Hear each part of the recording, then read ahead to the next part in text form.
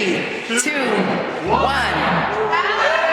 ইতিহাস রচিত হলো নিউ ইয়র্কে একজন মুসলিম নেতা যিনি কুরআন হাতে শপথ নিয়ে সবচেয়ে শক্তিশালী শহরের মেয়র হলেন।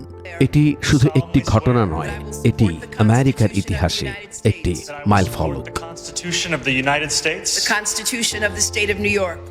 নিউ ইয়র্ক সিটি বিশ্ব অর্থনীতির প্রাণকেন্দ্র। এখানেই ঘটল অভূতপূর্ব একটি ঘটনা।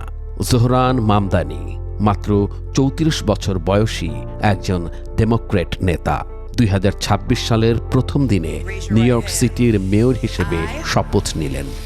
I, Zohran Kwame Mamdani.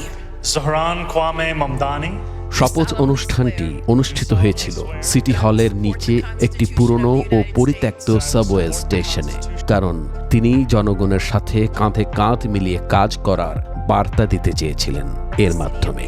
and the Charter of the City of New York. And that I will faithfully discharge. শপথ গ্রহণে ব্যবহৃত কুরআনগুলো ছিল বিশেষ। একটি ছিল তার দাদার কুরআন, আরেকটি ছিল প্রায় 200 বছর পুরনো একটি ঐতিহাসিক কুরআন যা নিউ ইয়র্ক পাবলিক লাইব্রেরি থেকে আনা হয়েছিল। এই কুরআনটি 18 শতকের শেষে অথবা 19 শতকের শুরুর দিকের। শপথ পাঠ করান নিউ ইয়র্কের অ্যাটর্নি জেনারেল লেটিসিয়া জেমস।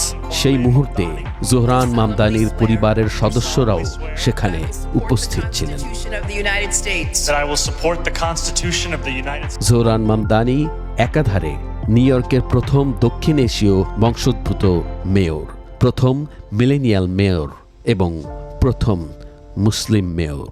নিউ ইয়র্কে লাখো মুসলিম নাগরিক বসবাস করেন।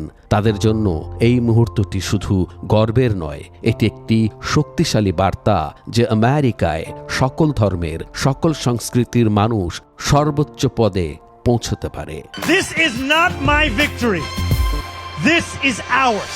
যুক্তরাষ্ট্র সংবিধানে শপথের জন্য কোনো নির্দিষ্ট গ্রন্থ ব্যবহারে বাধ্যবাধকতা নেই, তাই কুরআন ব্যবহার করা সম্পূর্ণ যৌক্তিক এবং আইনসঙ্গত। Congratulations, Mr. Mayor.